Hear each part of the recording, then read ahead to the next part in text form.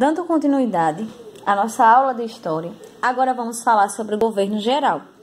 Diante do fracasso que foi as capitanias hereditárias, o rei de Portugal passou a instalar o governo geral em 1549. O que aconteceu porque o rei não poderia tomar de volta as terras doadas aos donatários. Entretanto, todos os donatários deveriam obedecer ao governador geral, que representava o próprio rei de Portugal, sendo a autoridade máxima da colônia. Assim, o governo geral foi instalado na Bahia, já que ficava no meio das capitanias. Salvador foi fundada e passou a ser a primeira capital do Brasil. Juntamente com o governador geral, trabalhavam para o funcionamento da colônia o ouvidor mor responsável pela ordem e justiça, o provedor mor responsável pelo dinheiro e o capitão mor responsável pela guarda e defesa dos territórios. Todos os que viviam na colônia deveriam colaborar com o governo geral nos seus 4 principais objetivos. Quais eram os principais 4 objetivos desse governo geral?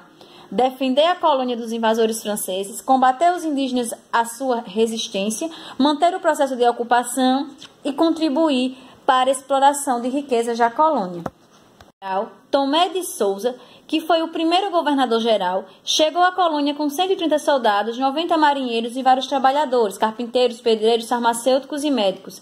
Também vieram com ele 6 padres jesuítas sob a direção do padre Manuel de Nóbrega, que deram início aos processos de catequese dos indígenas e educação no Brasil. Além desses, Tomé de Souza trouxe 400 degredados, homens que haviam cometido algum crime e tinham de cumprir o desterro, ou seja, condenados a viver fora de Portugal. O governo português, então, mandou-os para viverem na colônia. Entre as principais realizações de Tomé de Souza está a fundação de Salvador, o desenvolvimento da cultura da cana-de-açúcar e o início da criação de gado. Governador-geral, em 1553, Duarte da Costa substituiu Tomé de Souza. Ele trouxe para o Brasil Dom Álvaro, seu filho. Além dele, trouxe alguns jesuítas, entre eles o padre José de Anchieta, que fundou, junto com Manuel da Nóbrega, o Colégio de São Paulo de Piratininga. Começava a história da educação brasileira. Duarte da Costa perdeu o cargo de governador-geral por 2 motivos. Primeiro, ele não fez um bom governo e, segundo, seu filho criou sérios problemas na colônia.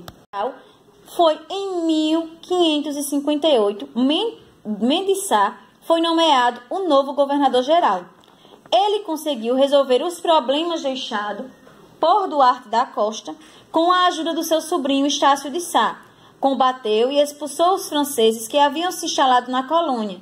Após as lutas, foi fundada a cidade de São Sebastião, do Rio de Janeiro, atual Rio de Janeiro. Durante o governo, Portugal passou a enviar para a colônia muitos degredados, assim Portugal ficava livre de seus criminosos. Também nessa época, intensificaram-se os combates aos indígenas. Muitos deles foram capturados e vendidos como escravos. Essas capturas eram realizadas por meio de expedições ao interior do Brasil, às entradas e bandeiras.